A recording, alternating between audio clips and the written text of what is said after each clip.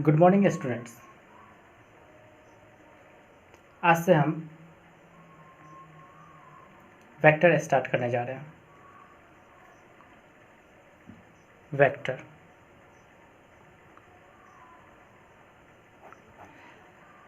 आज से vector start होने जा रही है। सबसे पहले हम लोग जानेंगे फिजिकल क्वांटिटी के बारे में। Physical quantity physical quantity physical quantity क्या होती है? ऐसे क्वांटिटी जिसे मेजर किया जा सकता है डायरेक्टली और इनडायरेक्टली। मेजर्ड डायरेक्टली और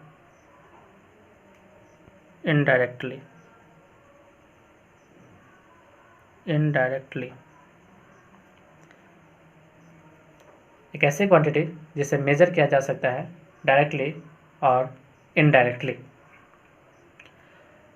सेकेंड बात आती है on which laws of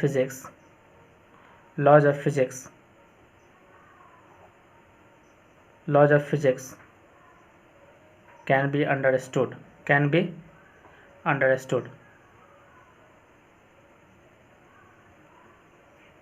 is called physical quantity. Students, physical quantity दो टाइप्स के होते हैं। Types of physical quantity.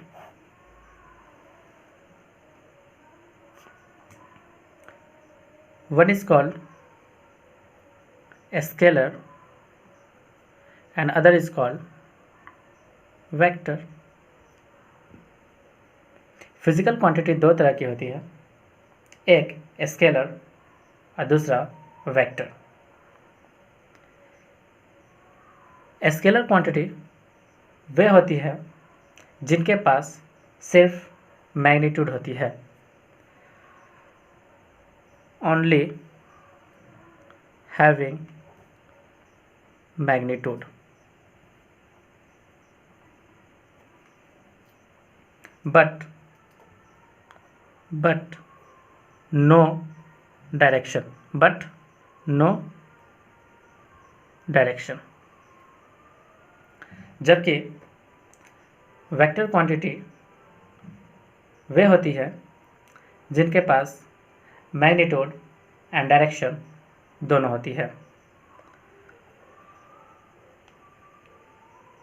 Having magnitude as well as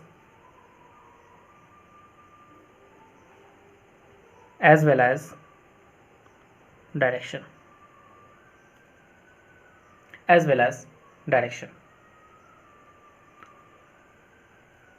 note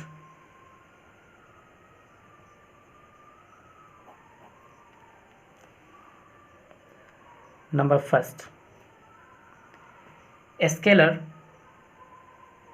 quantity follow simple algebraic rule. Scalar quantities follow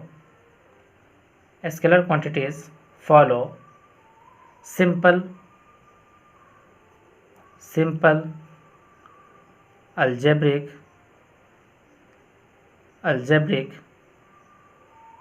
rule, while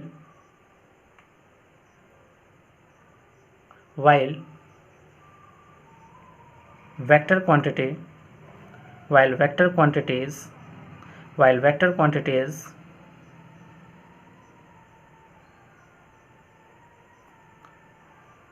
follow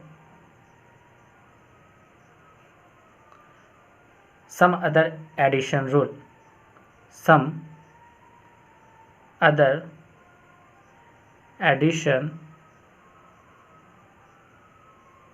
or subtraction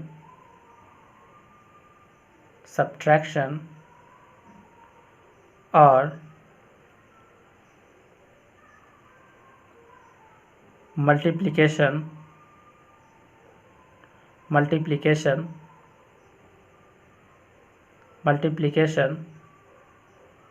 rule called vector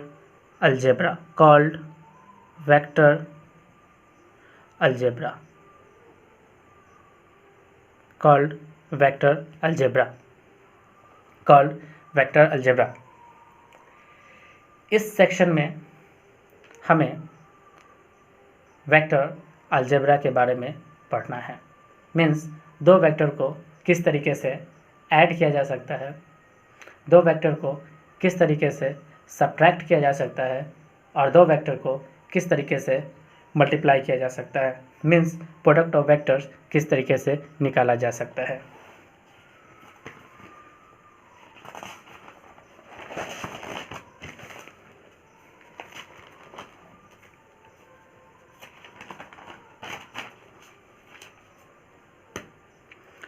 For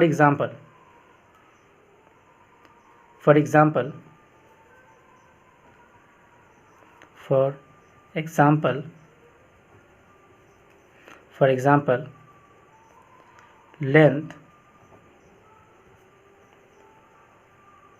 time, mass,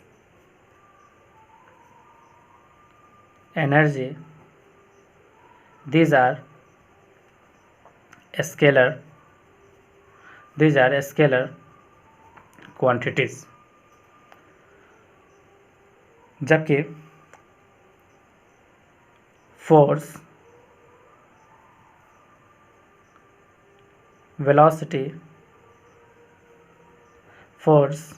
velocity,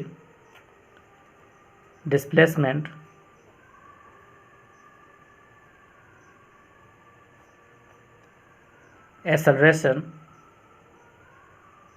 acceleration,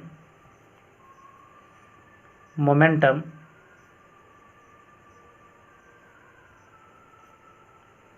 etc.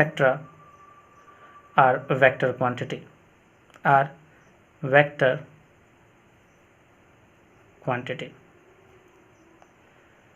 But question ये arise होता है कि हम कैसे scalar और vector को differentiate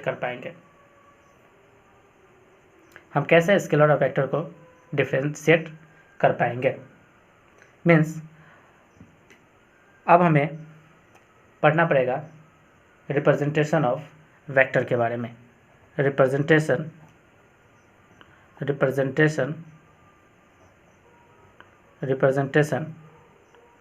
of vector.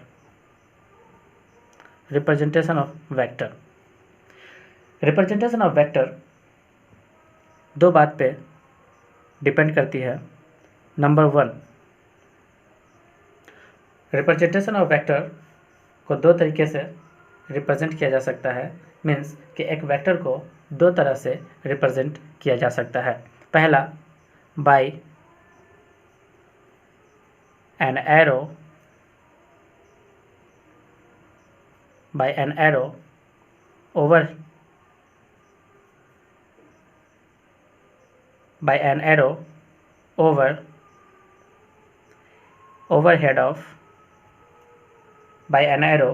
overhead of a symbol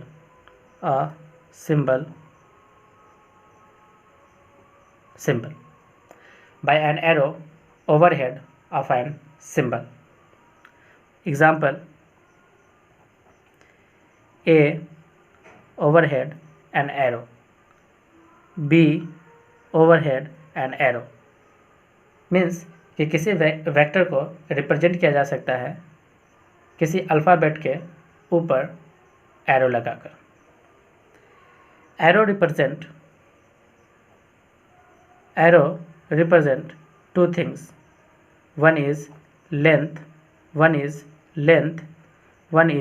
length and other other is cap, means head, arrowhead, arrow, arrowhead. Arrowhead represent direction. Length represent magnitude, जबकि arrow represent direction. Means a vector have both magnitude and direction.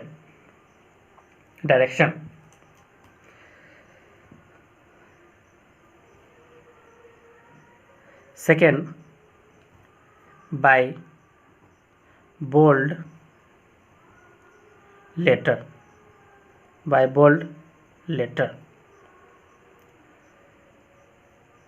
Example,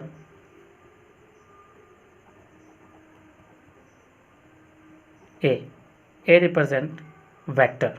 This is vector A. This is vector A.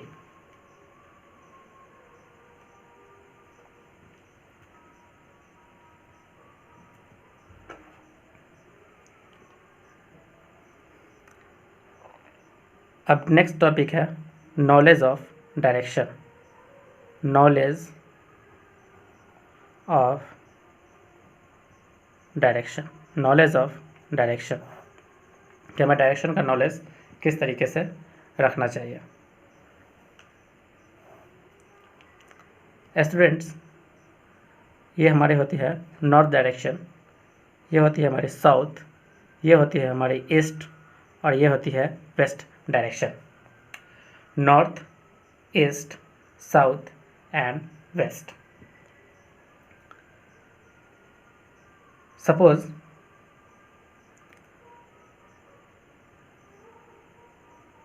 this is a vector having magnitude a equal to 2 unit. Makes an angle 30 degree with east. तो हम लोग vector को किस तरीके से represent किया जा सकता है, यानी इस वेक्टर को किस तरीके से रिप्रेजेंट किया जा सकता है. यानी अ वेक्टर जिसके पास मैग्नीट्यूड है 2 यूनिट और वो डायरेक्शन यानी एंगल कितना बनाया हुआ है ईस्ट के साथ 30 डिग्री. तो this vector can be written as vector A equal to, यानी having magnitude 2 unit magnitude and direction 30 degree north of east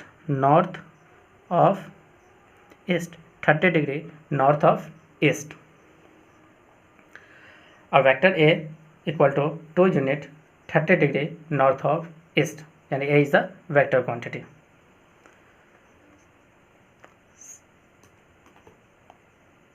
Second example, north, south, east, west. This is the vector B having mod A equal to 3 unit,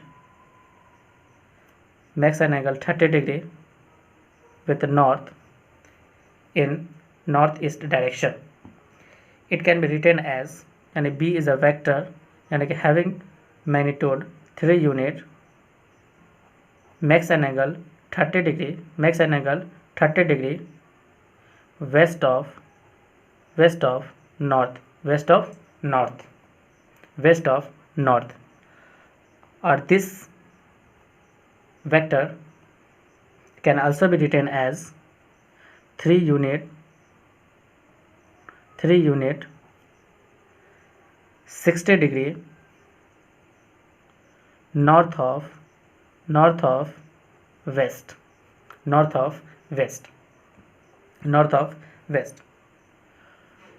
students, हम लोग एक और example को देखते हैं. North, south, east, west. Suppose a vector C having magnitude 5 unit,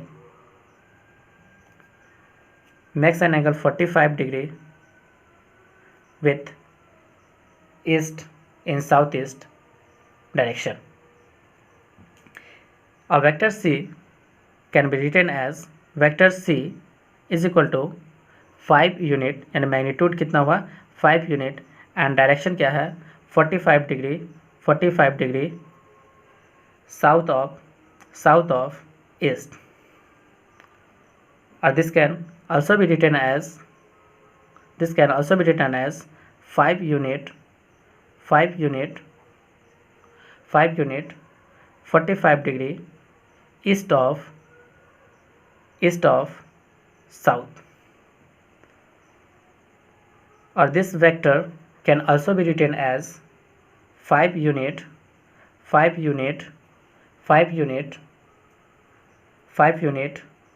south east, 5 unit south east.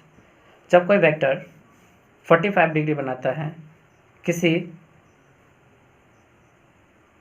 Direction में, तो उसे हम रिप्रेजेंट करते हैं. फॉर एग्जांपल एक वेक्टर एंगल बना रहा है साउथ ईस्ट डायरेक्शन में 45 डिग्री, तो इसे हम कहेंगे a vector having magnitude 5 unit in south east. Okay.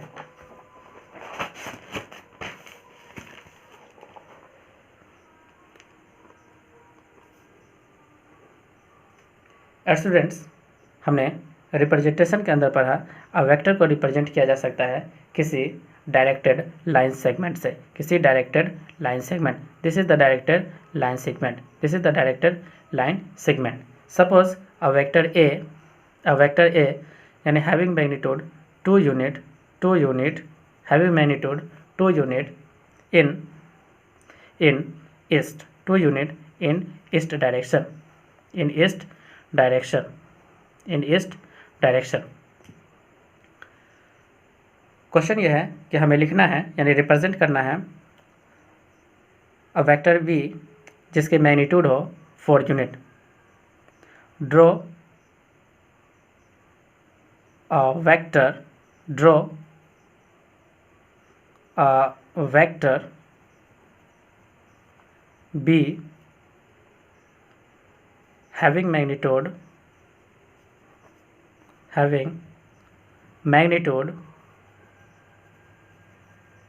4 unit in east direction.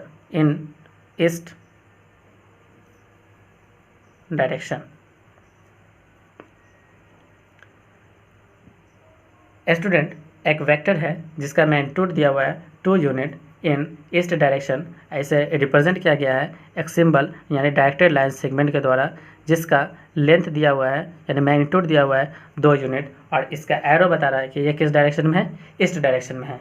हमें रिप्रेजेंट करना है एक वेक्टर जिसका मैग्नीट्यूड कितना हो 4 यूनिट, और ये इसकी डायरेक्शन किधर होना चाहिए, ईस्ट की तरफ होना चाहिए. इसके डायरेक्शन किधर होना चाहिए, ईस्ट की तरफ होना चाहिए. सपोज करो ये वेक्टर ए जिसका मैग्नीट्यूड है 2 यूनिट, सपोज ये 1 यूनिट और ये 1 यूनिट, 2 यूनिट. हमें रिप्रेजेंट करना है वेक्टर बी जिसका मैग्नीट्यूड कितना होना चाहिए, 2 टाइम्स होना चाहिए वेक्टर ए के. तो suppose this is 1 unit, this is 1 unit, 2 unit, this is 3 unit and this is 4 unit. इसे हमने एक स्ट्रेट लाइन से रिप्रेजेंट कर दिया. एक स्ट्रेट लाइन से हमने फाइनल इनिशियल पॉइंट को मिला दिया और फाइनल पॉइंट पे हमने एक एरो बना दिया. दिस इज द वेक्टर यानी B having magnitude 4 unit in east direction, यानी vector B having magnitude 4 unit in east direction. Okay guys, चलो अब हम लोग नेक्स्ट पढ़ते हैं.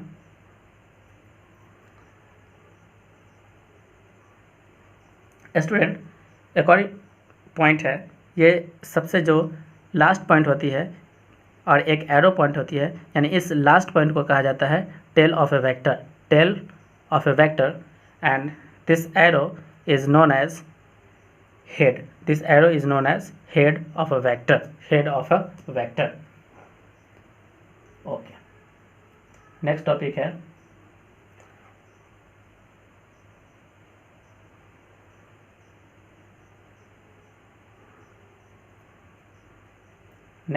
है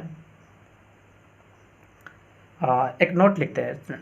एक नोट क्या है,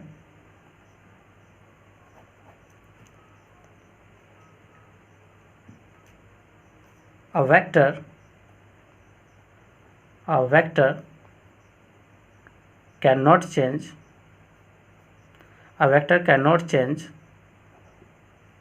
if it shift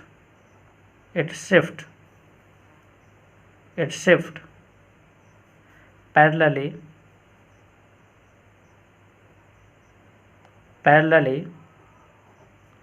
in any direction. Student क्या कह रहा है कि एक वेक्टर की वैल्यू चेंज नहीं होती है जब उस वेक्टर को शिफ्ट किया जाता है parallelly in any direction.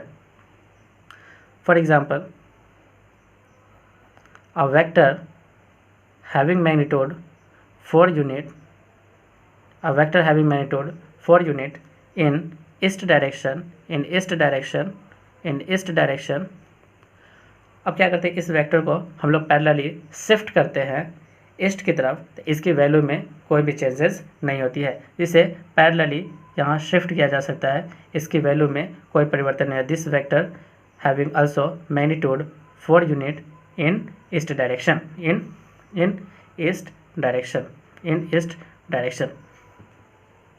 this vector can also be shift here having magnitude 4 unit in east direction। यानी एक वेक्टर को पैरेलली स्पेस में शिफ्ट किया जा सकता है जिससे उसकी वैल्यू में कोई चेंज नहीं होती है। यानी एक वेक्टर के पास मैग्नीट्यूड होती है और डायरेक्शन होती है। शिफ्ट करने के वक्त ना तो इसके लेंथ में कोई परिवर्तन हुआ, मीन्स ना तो इसके मैग्नीट्यूड में परिवर्तन हुआ और ना ही इसके डायरेक्शन में कोई परिवर्तन हुआ। यानी एक वेक्टर को पैरेलली शिफ्ट किया जा सकता है स्पेस में जिससे उसमें ना तो मैग्नीट्यूड में परिवर्तन होती है और ना ही डायरेक्शन में परिवर्तन होती है। ओके, नेक्स्ट टॉपिक है angle between vectors. Next topic है angle between vectors. Angle between vectors. Angle between vectors. Angle between vectors. Angle between vectors. Student, एक फिगर रिप्रेजेंट किया गया है कि a vector A, this is the vector A and this is the vector b, this is the vector b, or this is the angle theta, this is the angle theta। Vector A, ये रहा vector A का north, vector A का रहा tell और ये रहा head, और ये रहा वेक्टर बी का टेल और ये रहा वेक्टर बी का हेड। स्टूडेंट, दो वेक्टर्स के बीच हम एंगल को तभी बता पाएंगे जब पहले का टेल और दूसरे का टेल किसी कॉमन पॉइंट पे होना चाहिए, किसी कॉमन पॉइंट पे होना चाहिए। मीन्स पहला जो नेसेसरी कंडीशन है, tails of two vectors tails of two vectors must be at common point. Second क्या है, यहाँ पे दो एंगल पॉसिबल है।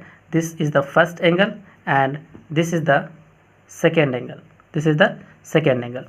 बट दो वेक्टर के बीच एंगल हम उन्हें ही कहेंगे जो सबसे स्मॉल, जिसका मेजरमेंट सबसे स्मॉल हो, जिसका मेजरमेंट क्या हो, सबसे स्मॉल हो। इसका मतलब क्या है, this is the, and second condition क्या है, smaller angle between them, smaller angle between them, smaller angle between them. This angle theta is called angle between two vectors, angle between two vectors A and vector B। यानी smaller angle को ही हम लोग angle between two vectors कहेंगे। For for example कुछ example दिए गए हैं और हमें पहचानना है कि दो वेक्टर के बीच में कितना एंगल है। Suppose a vector A, this is the vector A and this is the vector b, this is the vector b, और here makes an angle theta, makes an angle theta। तो हमें बताना है कि दो वेक्टर के बीच का एंगल क्या है, दो वेक्टर के बीच का एंगल क्या है। ये वेक्टर ए है जिसका ये रहा टेल और ये रहा वेक्टर का हेड, और ये सेकेंड वेक्टर का रहा टेल और ये सेकेंड वेक्टर का रहा हेड। हमें एंगल फाइंड आउट करने के लिए दो वेक्टर के एंगल को सेम, दो वेक्टर के टेल को सेम कॉमन पॉइंट पे लाना पड़ेगा। मीन्स कि हमें एक प्रॉपर्टी यूज़ करना पड़ेगा, शिफ्टिंग प्रॉपर्टी। शिफ्टिंग प्रॉपर्टी क्या कहता है कि एक वेक्टर को पैरेलली स्पेस में कहीं भी शिफ्ट किया जा सकता है, इससे उसके वैल्यू में कोई चेंजेस नहीं होती है, यानी वो वेक्टर के ना तो मैग्नीट्यूड बदलती है और ना ही डायरेक्शन बदलती है। सपोज कर लीजिए ये जो वेक्टर ए है, ये रहा वेक्टर ए और हमने वेक्टर बी को क्या किया, पैरेलली, ये रहा वेक्टर बी, इसको हमने पैरेलली शिफ्ट किया टेल के पास। कहाँ पे शिफ्ट किया? Tail of vector A. तो टेल ऑफ वेक्टर ए, ये जो वेक्टर बना ये रहा हमारा वेक्टर बी, ये रहा पहले हमारा वेक्टर बी यहाँ पे था, अब हमारा वेक्टर बी कहाँ पे हो गया? इस पॉइंट पे। तो दो वेक्टर के बीच का एंगल जो पहले इस पॉइंट पे एंगल थीटा बन रहा था, वो एंगल अभी भी चेंज नहीं हुआ, वो एंगल अभी भी क्या है? थीटा। सपोज के लिए अगर थीटा की वैल्यू अगर 30 डिग्री होती तो angle between to vector, angle between ये 120 मान के चलते, कितना है? 120। तो एंगल बिटवीन टू वेक्टर कितना रहा? 120 डिग्री। कैसे? क्योंकि दोनों वेक्टर का टेल किसी कॉमन पॉइंट पे मैच किया। तो एंगल बिटवीन टू वेक्टर कितना हो गया? 120 degree. Angle between two vectors A and B equal to 120 degree, 120 degree, 120 degree. Students एक और एग्जांपल लेते हैं, एक और एग्जांपल करते हैं। Suppose a vector A and this is the vector B, this is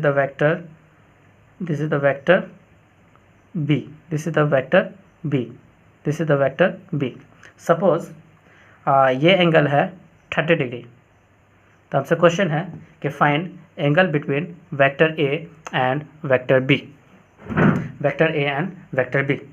तो दो वेक्टर के बीच एंगल फाइंड आउट करने के लिए यहाँ पे हम लोग यूज़ करेंगे शिफ्टिंग प्रॉपर्टी। सपोज कीजिए पहला वेक्टर को हमने एज इट इज़ रखा, this is the vector A, but हमने दूसरे वेक्टर बी को पैरेलली शिफ्ट किया, this is the vector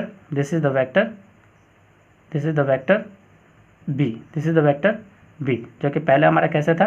this is the vector B, ये रहा हमारा वेक्टर बी।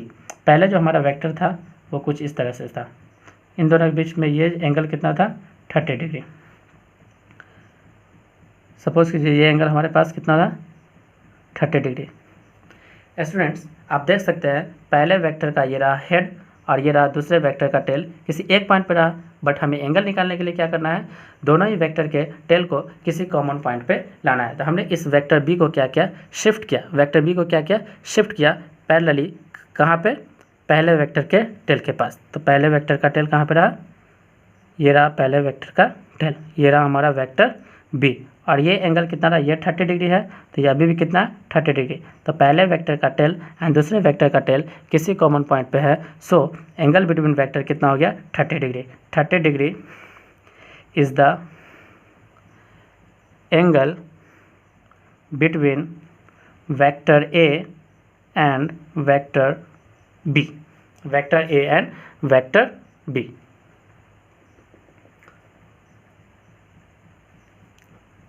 स्टूडेंट्स इस लेक्चर में हमने कवर किया और जाना कि फिजिकल क्वांटिटीज़ कितने तरह की होती है, तो हमने देखा फिजिकल क्वांटिटी दो तरह की होती है, एक जिसे स्केलर कहा गया एंड दूसरा जिसे वेक्टर कहा गया। स्केलर जिसके पास सिर्फ और सिर्फ मैग्नीट्यूड होती है, उसके पास कोई डायरेक्शन नहीं होती है, जबकि हमने वेक्टर के बारे में पढ़ा, इसके पास मैग्नीट्यूड और डायरेक्शन दोनों ही होती है। Scalar quantity simple algebraic rule को फॉलो करता है, जबकि वेक्टर क्वांटिटी एक अदर रूल्स को फॉलो करती है जिसे हम लोग वेक्टर अलजेब्रा कहते हैं। इस पूरे यूनिट के दौरान हमें ऑपरेशन ऑफ वेक्टर्स पढ़नी है। Operation of vector means addition, subtraction and multiplications. Vector के कुछ एग्जाम्पल्स हमने देखा, लेंथ, टाइम एंड मास और एनर्जी इसे स्केलर कहा गया एंड वेलोसिटी और डिस्प्लेसमेंट एक्सेट्रा इसे वेक्टर क्वांटिटी कहा गया। रिप्रेजेंटेशन किया गया, हमने वेक्टर को कैसे रिप्रेजेंट किया, तो वेक्टर को रिप्रेजेंट किया गया किसी एक डायरेक्टेड लाइन सेगमेंट से। किसी एक डायरेक्टेड लाइन सेगमेंट से। लेंथ बता रहा है मैग्नीट्यूड को एंड डायरेक्शन का हेड जो यानी जो एरो है वो बता रहा है, यानी एरो हेड बता रहा है उसके डायरेक्शन को। और एक वेक्टर यानी वेक्टर को हम लोग बोल्ड लेटर से भी रिप्रेजेंट कर सकते हैं, बोल्ड लेटर से भी रिप्रेजेंट कर सकते हैं। फिर हमने जाना नॉलेज ऑफ डायरेक्शन के बारे में, north, south, east and west. Suppose यानी ए वेक्टर यानी कि having magnitude 2 unit and makes an angle 30 degree with east, तो इसे पढ़ा गया यानी ए वेक्टर यानी having magnitude 2 unit in north and 30 degree north of east, 30 degree north of east. इस तरह से हमने फिर हमने एक प्रॉपर्टी पढ़ा जिसे कहा गया शिफ्टिंग प्रॉपर्टी। क्या कहा गया? Shifting property. शिफ्टिंग प्रॉपर्टी क्या कहता है कि एक वेक्टर को पैरेलली शिफ्ट किया जा सकता है प्लेन में, जिससे न तो उसकी वैल्यू में चेंज होती है और न ही उसका डायरेक्शन चेंज होता है। फिर हमने पढ़ा कि दो वेक्टर के बीच में हम लोग एंगल कैसे फाइंड आउट करते हैं। तो एंगल फाइंड आउट करने के लिए हमने क्या देखा कि दोनों वेक्टर के टेल को क्या होना चाहिए, किसी कॉमन पॉइंट पे होना चाहिए, और स्मॉलर एंगल को ही एंगल बिटवीन टू वेक्टर्स कहते हैं। इस लेक्चर में हम लोग इतना ही पढ़ते हैं। Thank you guys.